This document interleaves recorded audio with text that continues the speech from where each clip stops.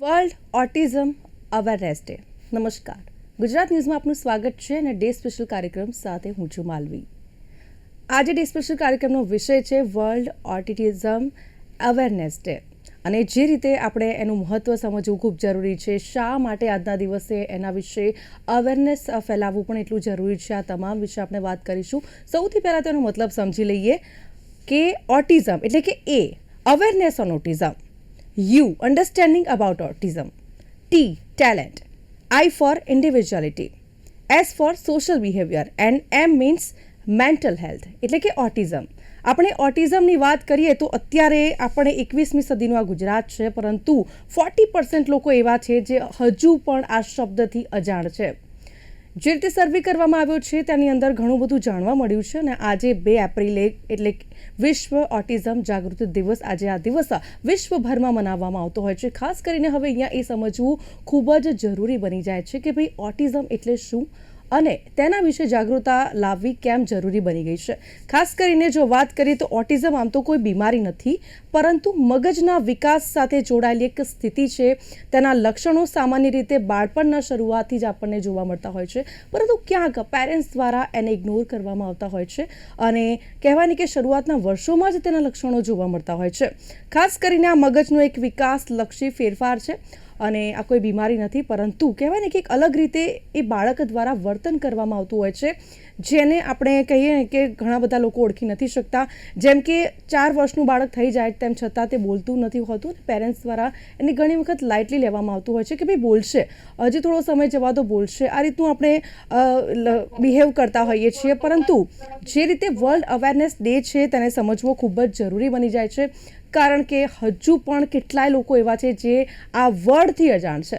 તો આજે day special કાર્યક્રમમાં આ વિષય ઉપર જ વાત કરીશું. આપણી સાથે જોડાઈ ચૂક્યા છે ડૉક્ટર નિકિતા ભટ્ટી, જેઓ બાળ વિકાસ અને ન્યુરોલોજીકલ થેરેપીમાં વિશેષતા ધરાવે છે, ફિઝિયોથેરાપિસ્ટ છે.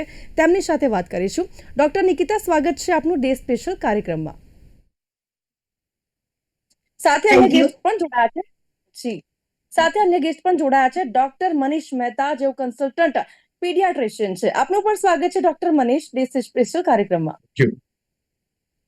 જે રીતે આપણે આજે વર્લ્ડ ઓટિઝમ અવેરનેસ ડે ની વાત કરી રહ્યા છીએ, પરંતુ મેં જે રીતે અગાઉ પણ જણાવ્યું કે ગુજરાતની અંદર હજુ પણ 40% લોકો એવા છે જે ઓટિઝમ વર્ડથી અજાણ છે. તેમને હજી ખબર નથી કે ઓટિઝમ એટલે બેઝિકલી શું હોય છે. તો ખાસ કરીને ડૉક્ટર મનીષ એ જણાવશો કે ઓટિઝમ એટલે શું અને કયા પ્રકારના લક્ષણો જોવા મળતા હોય છે, ખાસ કરીને કોની અંદર આ ઓટિઝમ છે બીમારી છે તે જોવા મળતી હોય છે.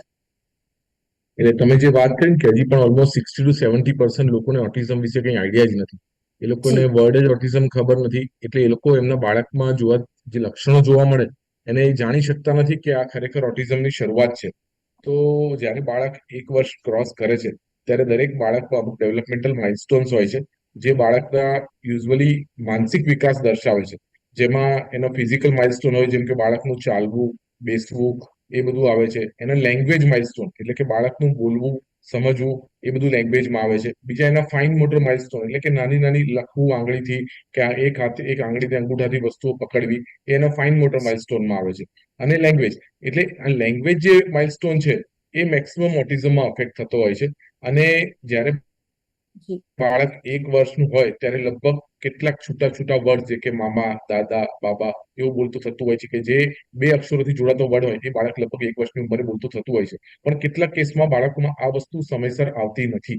એટલે જ્યારે 1-1.5 વર્ષનું બાળક હોય અને છતાં પણ બાળક જ્યારે કોમ્યુનિકેટ નથી કરતું, કે બાળક સમજીને બોલાવતું નથી પોતાના મમ્મીને કે પપ્પાને કે દાદાને, બાબા, મામા, દાદા એ રીતે બોલાવી નથી શકતું, તો એ શરૂઆત ઘણીવાર હોય છે ઓટિઝમની. બીજું એક વસ્તુ હોય છે કે દરેક બાળક 1 વર્ષ પછી જો એને તમે નામથી બોલાવો તો એ નામને રિસ્પોન્ડ કરે છે.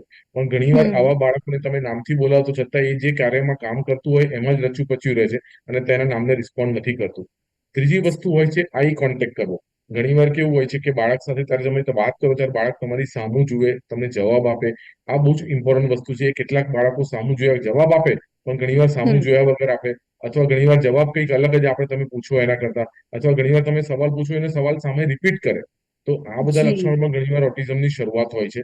બાળકનું પોતાની જ દુનિયામાં રહેવું, બાળક બીજા લોકો જોડે કોમ્યુનિકેટ ના કરે, પોતાની દુનિયામાં એકલું એકલું રમ્યા કરે અને એક જ રિપીટેટિવ રમતો રમ્યા કરે. એને જે રમવું હમ હોય એક વસ્તુ જે રમ્યા કરે ત્યારે ખાસ એ શરૂઆત હોય છે ઓટિઝમની. એ લક્ષણો આઈડેન્ટિફાય કરવા બહુ જરૂરી હોય છે. ચોક્કસથી ડોક્ટર નિકિતા આપને પૂછવા માંગુ છું કે આમ તો ન્યુરોલોજીકલ કન્ડિશન છે, પરંતુ સામાન્ય માણસને જો આ કન્ડિશન સમજવી હોય તો કેવી રીતે સમજી શકે?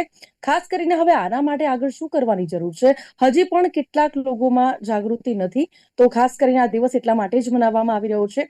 ત્યારે સામાન્ય માણસને આ પરિસ્થિતિને કેવી રીતે સમજાવી શકાય? બેઝિકલી પેરેન્ટ્સને અવેરનેસ કરવાની બહુ જ જરૂર છે. ડોક્ટર્સ લેવલે અવેરનેસ ઘણી બધી છે, પણ પેરેન્ટ્સને ખાસ એ છે કે 6 મહિનાનું બાળક થઈ ગયું છે, મધરને કે પહેલા માતાને ઓળખવું જોઈએ કે બચ્ચું રોવે છે અને મધર હમ ટચ મળ્યો અને બચ્ચું શાંત પડી ગયું. પછી એના આજુબાજુમાં કુકરની સીટી વાગે છે, ટ્રક જાય છે, એની એને સભાનતા છે, પપ્પા આવ્યા તો એની નજર પડે છે, દુપટ્ટો લહેરાય છે હવામાં, તો એ બધી વસ્તુ એ ટાર્ગેટથી જોઈ શકે છે. હમ સંવેદના એટલે કે સેન્સરી સિસ્ટમ એની કયા ડિરેક્શનમાં જાય છે, કેવી રીતે ગ્રોથ કરે છે, અને એને જી પૂરતા પ્રમાણમાં ટાઈમ ઘરમાં મળી અને બધી બધી વસ્તુનું રિકોગ્નાઇઝેશન કરે છે કે હા આ મારા મમ્મીનો જ હાથ છે, આ મારા ઘરની સિટીનો અવાજ, આ કંઈક અલગ અવાજ હમ છે, બી ગયો છું હું. આ બધી જ જે સંવેદના ડેવલપિંગ એજમાં થતી હોવી જોઈએ. એમાં જો જી બાળક ક્યાંક ને ક્યાંક પાછળ છે કે પછી પેરેન્ટ્સને એવું લાગે છે કે મારું બચ્ચું કંઈક અલગ છે જે મને સમજાતું નથી, એ નહીં જ હમ સમજ પડે શરૂઆતમાં. કારણ કે નોર્મલ પેરેન્ટ્સને એ વસ્તુ, એ સાઇન સમજવી અઘરી છે. પણ જ્યારે તમે હમ પ્રોફેશનલ પાસે ન્યુરોલોજીકલ ઇવોલ્યુશન કરાવડાવો ત્યારે તમને સમજાવી જશે કે હા આની સેન્સરી સિસ્ટમ ડેવલપ નથી થતી અને આ બચ્ચું ક્યાંક ને ક્યાંક અટકે છે. નામ દઈએ છે તો આઈ કોન્ટેક્ટ કરતું નથી, મધર એને બોલાવે છે હાય બેબી હાવ આર યુ, તો આ વસ્તુની સામે રિસ્પોન્સ નથી કરતો, સોશિયલ સ્માઇલ ડેવલપ નથી થતી, એ વસ્તુ પોતાનું ટોય છે એ વસ્તુ જોઈને હસતો નથી કે યસ આ મારું ટોય છે. આ બધી જ વસ્તુ નાની નાની સમજણ છે જે એજ અકોર્ડિંગ 6 મહિનાથી લઈને 1 યર સુધી એને ઓળખાણ પડી જતી હોવી જોઈએ છે. અને 1 યરે તો એને ઈ પણ ખબર પડી જતી હોવી જોઈએ આ મારું ઘર છે, આ ગલીમાંથી હું અહીંયાથી આમ ટર્ન થઈશ તો હવે મારું ઘર આવશે, એ લાઇટિંગ વાળા ટોયઝની દુકાન છે તો બહુ બધી લાઇટ થાય છે તો મમ્મા અહીંયા જવું છે. આ બધા ઝીણા ઝીણા પોઈન્ટ છે કે જે પેરેન્ટ્સને અવેર કરે છે કે મારું બાળક આ બધી વસ્તુ નથી સમજતું, તો મારે સમજવું જોઈએ કે કંઈક અલગ છે.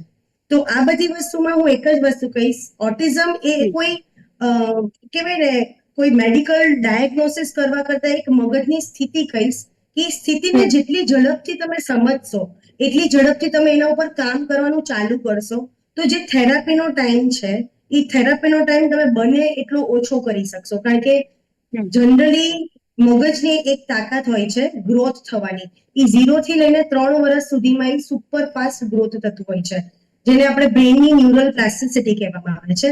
અને હમ ઈ ડ્યુરિંગ ધેટ ફેઝ જો બાળક આઈડેન્ટિફાઈ થઈ જાય છે અને જો આપણે એને થેરાપીમાં લઈ જઈએ છીએ તો એનું સૌથી મેજિકલ રિઝલ્ટ આપણને જોવા મળે છે કે ક્યારેક કદાચ બેબી આવું કરતું જ નહોતું, આવું આપણને રિઝલ્ટ જોવા મળે છે.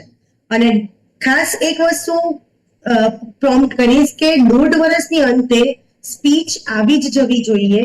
નથી આવતી તો મહેરબાની કરીને પેરેન્ટ્સ ઈ ના માનતા કે તમારું બાળક હમ પાછળ છે, મારા પપ્પા ને મમ્મી નહોતા બોલતા, ઈ 5 વર્ષે શીખેલા, આ હમ વહેમમાં ના રહેતા. કારણ કે આ વહેમ હવે તોડવો જરૂરી છે. કારણ કે તમારા ડેફિનેટલી બાળકને જો ઓટિઝમના લક્ષણ હોય તો તમારે સતર્ક થઈ જવું જોઈએ. જેટલું નાનું બચ્ચું એટલી જ સારી એની જી થેરાપી અને એટલું જ સારું એનું રિઝલ્ટ. ચોક્કસથી આ બંને ડોક્ટર્સ દ્વારા એક ખાસ વાત કરવામાં આવી છે કે ભાઈ આઈ કોન્ટેક્ટ અને બિહેવિયર આ સૌથી મહત્વપૂર્ણ હોય છે ઓટિઝમ ધરાવતા બાળકોની અંદર. હવે ડોક્ટર મનીષ આપને પૂછવા માંગુ છું કે નવજાત શિશુમાં શરૂઆતથી શું આ લક્ષણ જોવા મળતા હોય છે? કારણ કે જ્યારે માતા બ્રેસ્ટ ફીડિંગ કરાવે છે ત્યારે માતાની સાથે નજર મેળવી નથી શકતો, તો શું આ એ સ્ટેજની અંદર જોવા મળે છે આ પરિસ્થિતિ? કદાચ એ બહુ અર્લી પીરિયડ કહી શકાય. પહેલા 6 મંથમાં ઓટિઝમ આઈડેન્ટિફાય કરવું કદાચ પેરેન્ટ્સ માટે નહીં, ડોક્ટર માટે પણ કદાચ શક્ય નથી હોતું. કારણ કે હમ નોર્મલી પેરેન્ટ્સ જ્યારે ડોક્ટરની વિઝિટ કરતા હોય હાર્ડલી 10 મિનિટ માટે ડોક્ટરને મહિનામાં એકવાર મળતા હોય. એટલે જી પેરેન્ટ્સમાં જો અવેરનેસ હોય, બહુ જ એજ્યુકેટેડ પેરેન્ટ્સ હોય તો કદાચ એ લોકો કમ્પ્લેન કરે કે મારું બાળક આઈ હમ કોન્ટેક્ટ કરતું નથી, કે અમે રમાડીએ છીએ તો હસતું નથી, કે રિસ્પોન્સ નથી આપતું સામે. નોર્મલી જેમ મેડમે કીધું એમ 1.5 મહિને યુઝ્યુઅલી બાળક મમ્મીને આઈડેન્ટિફાય કરવા લાગે. એટલે ગમે તેવું હમ રડતું હોય બાળક મમ્મી સામે આવીને તરત બાળકને બોલાવતું યુઝ્યુઅલી બાળક સ્માઇલ કરે, રડતું બંધ થઈ જાય, મમ્મીનો અવાજ સાંભળીને રડતું બંધ થઈ જાય. ઘણીવાર ઇનએપ્રોપ્રિએટ કારણ વગર રડ્યા કરવું, કારણ વગરનું ટાઈપનું ફિયર બાળકમાં હોવો, ડર હોવો બાળકમાં, એ પણ ઘણીવાર ઓટિઝમની શરૂઆત હોય છે. પણ હા, પહેલા 6 મહિનામાં ઓટિઝમ પિકઅપ કરવું, અનલેસ કે આગલા બાળકને ઓલરેડી ઓટિઝમ હોય અથવા ફેમિલીમાં ઓટિઝમની હિસ્ટ્રી હોય અને પેરેન્ટ્સે ઓટિઝમ જોયું હોય નજીકથી, તો કદાચ એ લોકો અર્લી આઈડેન્ટિફાય કરી શકે. પણ ફર્સ્ટ 6 મંથમાં અધરવાઇઝ આઈડેન્ટિફાય કરવું ડિફિકલ્ટ છે. ઓકે, તો ડોક્ટર મનીષ, આના બેઝિકલી આમ વાત કરીએ તો કારણો શું હોય છે, ઓટિઝમના મેઇન કારણો?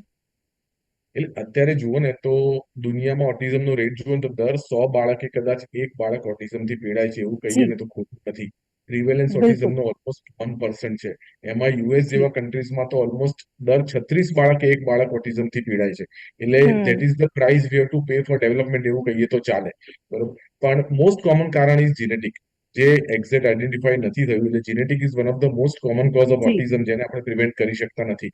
કેટલાક એન્વાયરમેન્ટલ હમ. ફેક્ટર્સ એ ઓટિઝમને વધારે સિવિયર બનાવી શકે છે, જેમ કે ન્યુક્લિયર ફેમિલી હોવું, કે હમ. બાળક પેરેન્ટ્સ જોડે ના રહેવું, કે એ ઘણા બધા ફેક્ટર્સ, ઘરનું એટમોસ્ફિયર, એ બધું ઓટિઝમને વધારે પ્રોમિનન્ટ કરી શકે છે, વધારે સિવિયર કરી શકે છે. પણ એ ઓટિઝમ માટે જવાબદાર નથી. એ બહુ મિસકન્સેપ્ટ છે કે ન્યુક્લિયર પેરેન્ટ્સ હોય, વર્કિંગ પેરેન્ટ્સ હોય એટલે પેરેન્ટિંગના જી. હિસાબે ઓટિઝમ થાય છે. That is very big misconception. એ આપણે મધરને ગિલ્ટી ફિલિંગમાંથી બહાર લાવવા જોઈએ. ઘણા મધર એવા ગિલ્ટી ફિલિંગમાં રહેતા હોય છે, બીકોઝ હું જોબ જી. કરું છું, મારા બાળકને ટાઈમ નથી આપી શકતી, એટલા માટે મારા બાળકમાં બધા બિહેવિયરલ ચેન્જીસ છે. તો that is wrong. Most common hmm. આ છે જીનેટિક. કેટલાક લોકો વેક્સિનને પણ રિસ્પોન્સિબલ માને છે. કેટલાક લોકો એવું માને છે કે અમુક જાતની વેક્સિન અપાવવાથી ઓટિઝમ થવાના ચાન્સ રહે છે, જી. જે પણ સાવ ખોટી વાત છે. કોઈ વેક્સિનથી ઓટિઝમ જી. થતું નથી, એટલે એ પણ ડોક્ટર મનીષ, એક મિસકન્સેપ્ટ. અહીંયા હું વાત એડ કરવા માંગુ છું કે અત્યારે સમાજમાં ઓટિઝમ પ્રત્યેની ગેરમાન્યતાઓ પણ પ્રવર્તે છે કે ભાઈ, કહેવાય ને કે ઘણી બધી એવી ગેરમાન્યતાઓ છે. તેને લઈને શું કહેશો? ગેરમાન્યતાઓ છે તેને કેવી રીતે દૂર કરી શકાય? હા, એટલે ગેરમાન્યતામાં મેડમે જે વાત કરી ને કે ઘણા લોકોને એવું હોય છે કે પેરેન્ટ્સની ચાઇલ્ડહુડ જોડે કમ્પેર કરે બાળકને, કે ભાઈ હમ. મારા એના ફાધર પણ 5 વર્ષે બોલતા શીખ્યા હતા, કે 2 વર્ષે કોમ્યુનિકેટ કરતા શીખ્યા હતા, કે 3 વર્ષે શીખ્યા હતા. એટલે એવું માને કે આ બાળક નોર્મલ જ છે, તો એના મમ્મી પપ્પાની જેમ એ પણ લેટ હમ. શીખી જ જશે. અને એમાં જી. ખાસ કરીને ઘરના વડીલોનું આમાં બહુ રેઝિસ્ટન્સ હોય છે કે ના ના, આપણું બાળક તો એકદમ તંદુરસ્ત છે, નોર્મલ છે, તમે ખોટા ખોટા કોઈ ડોક્ટર જોડે જવાની જરૂર નથી, આપણું બાળક તો એકદમ હોશિયાર છે. બીજી વસ્તુ કેવું છે કે ક્રોસ હમ. માઇલસ્ટોન, એટલે ચાલવું, બોલવું, બેસવું, એ આ બાળકનું નોર્મલ હોય છે.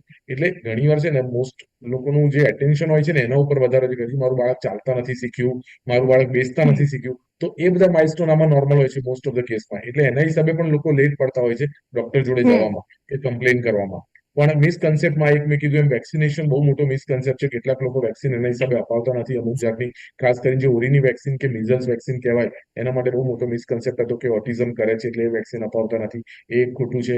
ન્યુટ્રિશનલ પાર્ટ બિલકુલ આમાં હોતો નથી કે ભાઈ એના જી. હિસાબે કોઈ ન્યુટ્રિશન. હા, મેં કીધું એમ કે કેટલાક ન્યુટ્રિશનલ ડેફિશિયન્સીના હિસાબે બાળકને પ્રોબ્લેમ વધી શકે છે, પણ that doesn't hmm. Cause autism. એનાથી ઓટિઝમ નથી થતું. એટલે ઓકે. ન્યુટ્રિશનલ પાર્ટ આમાં આવતો નથી.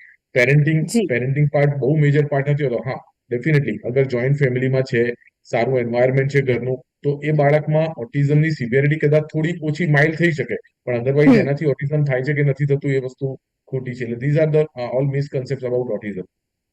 બિલકુલ. ડોક્ટર નિકિતા, આ બાળકો ઘણા આર્ટિસ્ટિક અને ઇનોવેટિવ હોય છે. Yes, definitely.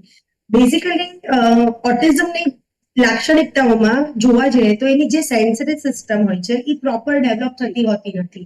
એટલે હમ. એનું રીઝન જેનેટિક હોઈ શકે. જેનેટિક પછી environmental, due to environmental lacking options, એના કારણે એની હમ. અમુક સેન્સરી સિસ્ટમ્સ ડેવલપ થતી હોતી નથી. જી. તો હવે જે સેન્સરી સિસ્ટમ નથી ડેવલપ થતી, એટલે ભગવાન એમ કહે છે ને, એક સેન્સ આપી દે છે, એક સેન્સ લીધા પછી બીજી સેન્સ બહુ સારી આપી દે છે. તો હમ. એવી રીતે ઘણા બાળક હાઈલી ઇન્ટેલિજન્ટ હોય છે. મારી પાસે ઘણા બધા એવા બેબીઝ છે કે જે બહુ ઓટિઝમ હોવા છતાં બહુ સારું ઇન્ટેલિજન્સ ધરાવે છે. જેમ કે એક પઝલ્સ છે 500 પીસીસની. એ પઝલ્સ હમ. અમે લોકો જયારે બેઠા ત્યારે 3.5 કલાકમાં અમે ફિનિશ કરેલી. અને ઓટિઝમ વાળા બેબીએ ઓનલી 45 મિનિટ્સ લીધેલી પઝલ્સ ફિનિશ કરવા માટે.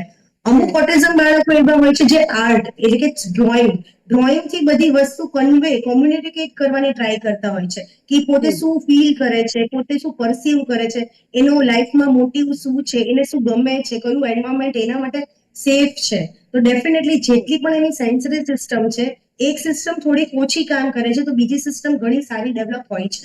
એ કુદરતનો એક કમાલ જ કહેવાય. તો એ વસ્તુ ઉપર આપણે ધ્યાન રાખીએ કે જે બાચ્ચાની જે પણ સેન્સરી સિસ્ટમ સારી હોય, જેમ કે ઘણાનું સંગીત ઓટિઝમ હોવા છતાં પણ એને સંગીત બહુ જ સરસ આવડતું હોય છે. એને એ નથી ખબર પડતી કે આનો મતલબ શું છે, પણ એ જયારે ગાવા બેસે છે ત્યારે કોઈ પણ સિંગરની કમ્પેર કરો તો એને પણ ટક્કર મારી શકે છે. ચિત્રકારની દ્રષ્ટિએ એનું આર્ટ એટલું સોલિડ હોય છે કે જે લાગણી અને પ્રેમ વ્યક્ત કરવો હોય છે એ ડાયરેક્ટલી ચિત્રમાં વ્યક્ત કરી શકે છે. એટલે ઘણા બધા એવા રીઝન્સ હોય છે. મેથેમેટિકલ સોલ્વિંગ પ્રોબ્લેમ કે જે વસ્તુ આપણને ગણતરી કરવામાં મુશ્કેલ પડે, કેલ્ક્યુલેટરની જરૂર પડે, ઓટિઝમનું બાળક ફટાફટ કરી દેતું હોય છે. તો જે સિસ્ટમ અધૂરી છે એને સાઈડમાં રાખો, પણ જે સિસ્ટમ ફૂલ્લી ડેવલપ છે એને એઝ એન પ્રોફેશનલ તમે એને ટ્રેન કરો તો બાળક ઘણું આગળ વધી શકે છે. બિલકુલ. ડોક્ટર મનીષ, અર્લી ઇન્ટરવેન્શનમાં શું થેરાપી હોય છે? ખાસ કરીને કેવી થેરાપી કરાવવામાં આવે છે? અને જ્યારે માતા પિતાને ખબર પડે કે એમનો બાળક છે ઓટિઝમનો શિકાર છે, ત્યારબાદ સૌથી પહેલા કયું સ્ટેપ લેવું જોઈએ? એટલે આમાં એક વસ્તુ અગત્યની છે કે આમાં દવાઓનો રોલ બહુ ઓછો હોય છે. અનલેસ કે બાળક બહુ જ હાઇપર એક્ટિવ હોય અથવા એકદમ ઇરિટેબલ હોય, તેવા કેસમાં અમુક દવાઓ બાળકને આપવામાં આવે છે. બાકી મોસ્ટ ઓફ ધ કેસમાં દવાઓનો રોલ બહુ લિમિટેડ હોય છે. આમાં કાઉન્સેલિંગ મેઇન વસ્તુ છે. પેરેન્ટ્સનું કાઉન્સેલિંગ બહુ જ ઇમ્પોર્ટન્ટ છે કે પેરેન્ટ્સને પહેલા તો આ બીમારી શું છે એ સમજાવવાની જરૂર છે. અને આ એક મેડિકલ ઇલનેસ નથી. અને આમાં જો અર્લી અને પ્રોપર ઇન્ટરવેન્શન કરવામાં આવે તો આમાં ઘણા સારા પરિણામ મેળવી શકાતા હોય છે. એ પેરેન્ટ્સને બહુ જ અગત્યનું છે સમજાવવાનું. અધરવાઇઝ શું થાય છે કે પેરેન્ટ્સ નાસીપાસ થઈ જાય છે અને પછી પેરેન્ટ્સ કશું કરતા જ નથી આગળ. એટલે કારણ કે આમાં પેશન્સ, ધીરજની બહુ જરૂર હોય છે. ઓલમોસ્ટ 6 મહિનાથી 12 મહિના સુધીની આમાં ટ્રીટમેન્ટ, રિહેબિલિટેશન ટ્રીટમેન્ટ હોય છે. જેમાં ઓક્યુપેશનલ થેરાપી, મેડમે વાત કીધું એમ કે તમે એનામાં શું આવડત છે એ આવડતને ડેવલપ કરવા ટ્રાય કરો કે જેથી એને ઓક્યુપેશનલ થેરાપીથી બાળક ઇન્ડિપેન્ડન્ટ અને વધારે સારું બિહેવ કરી શકે. એને સોશિયલ સ્કિલ ડેવલપ કરવામાં મદદ કરવી પડે, કારણ કે that is the biggest problem of autism કે બીજા લોકો જોડે મિક્સ થવું, બીજા ફ્રેન્ડ્સ, બીજા નાના બાળકો, એની ઉંમરના બાળકો જોડે રમવું કે કોઈની જોડે વાત કરવી, એ સોશિયલ સ્કિલ સૌથી મોટી લેકિંગ હોય છે ઓટિઝમમાં. એટલે એના માટેની જે થેરાપી હોય છે, એના સેશન્સ હોય છે. કેટલોક ડાયટનો રોલ હોય છે આમાં. અમુક જાતના ડાયટ એ લોકો અવોઇડ કરવાનું કહેતા હોય છે કે જે ઘણીવાર બાળકને હાઇપર એક્ટિવ કરતું હોય, જે હાઇપર એક્ટિવ બાળક હોય એમાં ખાસ કરીને. તો આ બધી નાની નાની વસ્તુઓ છે, પણ મેઇન વસ્તુ જે છે કે ટ્રીટમેન્ટ ઉપર પરસિસ્ટ રહેવું, એના ધીરજ રાખવી કે તમને 1 કે 2 સેશનમાં એકદમ જાદુ નથી થવાનો. પણ ડેફિનેટલી જેટલું અર્લી પ્રેઝન્ટેશન હશે ને જેટલું સારું થેરાપી થશે, એટલા પાછળના રિઝલ્ટ એટલા જ સારા છે. નહીં તો અધરવાઇઝ આફ્ટર 2 યર્સ કે 3 યર્સ જે બાળકો આવે છે એ બાળકોમાં ટ્રીટમેન્ટ કરવી બહુ ડિફિકલ્ટ થઈ જાય છે. ડોક્ટર મનીષ, જે રીતે આ લક્ષણોની આપણે વાત કરી કે ભાઈ બોલવામાં તકલીફ પડે, સાથે વાતચીત કરવામાં તકલીફ પડતી હોય, બિહેવિયરમાં કોઈ ચેન્જ જોવા મળે, આવા ઘણા બધા કારણો છે, લક્ષણો છે. પરંતુ ઘણી વખત આ બધા જે લક્ષણો છે તેને જે પેરેન્ટ્સ છે લાઇટલી લેતા હોય છે. તો ઓટિઝમ ટેસ્ટને લઈને શું કહેશો? એ કેવી રીતે ખબર પડે છે કે મારું બાળક ઓટિઝમનો શિકાર છે? તેને લઈને કોઈ ટેસ્ટ કરી, જેમ કે અન્ય બીમારીઓની અંદર જે મેડિકલ ટેસ્ટ કરવામાં આવતો હોય છે, બ્લડ ટેસ્ટ કરવામાં આવતો હોય છે, આમાં એવો ટેસ્ટ કરી? એટલે આમાં પહેલું તો વસ્તુ હિસ્ટ્રી હોય છે.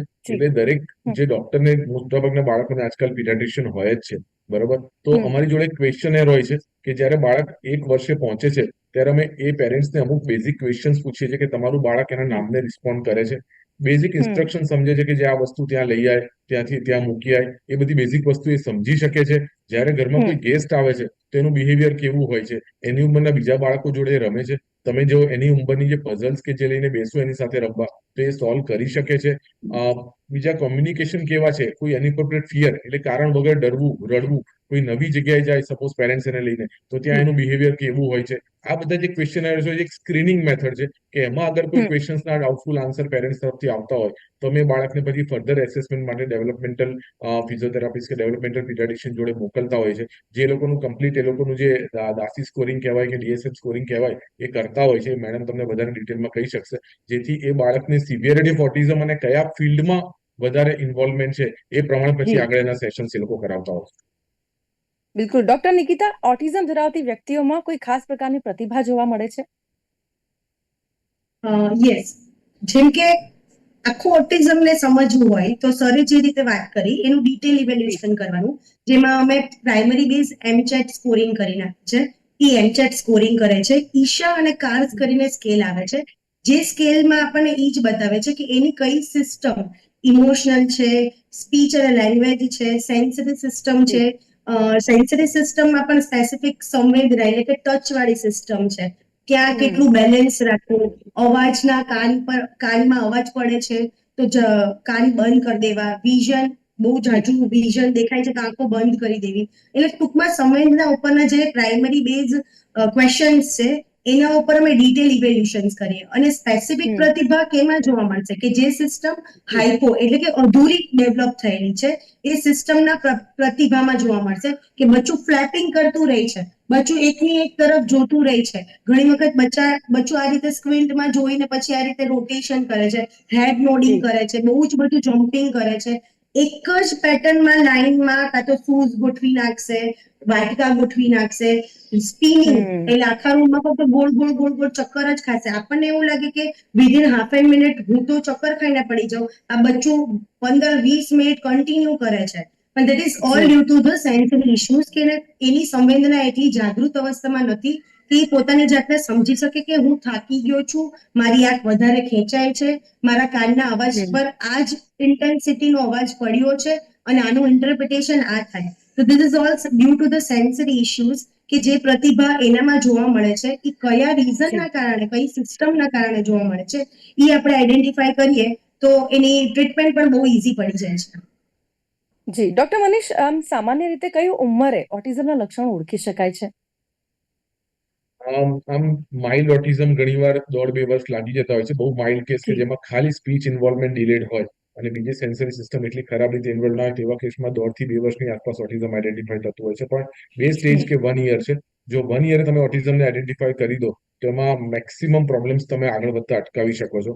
એટલે મેં કીધું એમ કે 12 થી 15 મહિનાની વચ્ચે જ્યારે બાળક તમારી જોડે એની ફર્સ્ટ બર્થડે પછી આવે છે તો તમારી જોડે એક બેઝિક સ્ક્રીનિંગ ક્રાઇટેરિયા હોવો જોઈએ. દરેક પેરેન્ટ્સને ખબર હોય છે કે એક વર્ષનું બાળક આટલી વસ્તુ તો કરતું જ હોવું જોઈએ. જો એમાંથી કોઈ વસ્તુ નથી કરતું તો એમના પીડિયાટ્રિશિયનને કન્સલ્ટ કરે અને જરૂર પડે તો આગળ ડેવલપમેન્ટલ એસેસમેન્ટ કરાવે.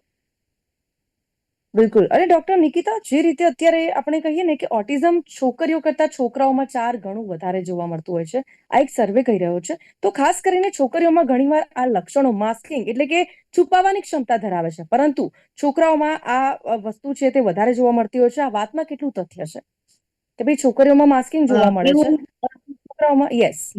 એવું એવું કોઈ સ્પેસિફિક ક્રાઇટેરિયા નથી કે જેન્ડર ડિપેન્ડન્ટ સ્પેક્ટ્રમ ડિસઓર્ડર છે.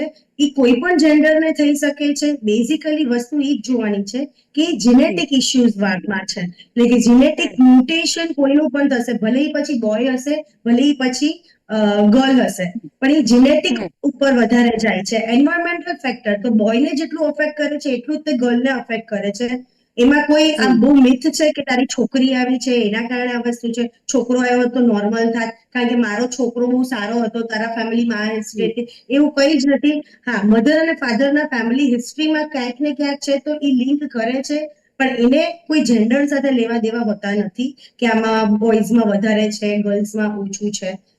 ડેફિનેટલી આ એક મિથ છે. અને બીજી વસ્તુ એ પણ મિથ છે કે એના ઓટિઝમ માટે પેરેન્ટ્સ જવાબદાર છે, કે પેરેન્ટ્સના ઝઘડા જવાબદાર છે, કે તમારે એટમોસ્ફિયર કે એવી રીતનું જવાબદાર છે. હા, એ ડેફિનેટલી સરે કીધું એ પ્રમાણે એને અફેક્ટ કરે છે, પણ એનાથી એ વસ્તુ આવતી નથી. એટલે કે ઓટિઝમ ડેવલપ થવા માટે એ ડેફિનેટલી જવાબદાર છે, પણ જે કન્ડિશન છે એ આવી ઓટિઝમ એના કારણે નથી. એ કંઈક એવું થયું છે ડ્યુરિંગ ઇન્ટ્રાયુટ્રાઇન લાઈફ, પોસ્ટ ઇન્ટ્રાયુટ્રાઇન લાઈફ એટલે કે ગર્ભાવસ્થા દરમિયાન, ગર્ભાવસ્થા પછી કોઈ પણ જેમ કે એનઆઈસીયુ છે કે એવી રીતે, કાં તો પછી જીનેટિક, આ 3 એરિયામાં કોઈ પણ જાતનું કોઈ પણ તકલીફના કારણે કંઈક ડેવલપમેન્ટ થવાનું રહી ગયું છે, એના કારણે છે. પણ ડેફિનેટલી જેન્ડર બાયસ નથી આ વસ્તુ.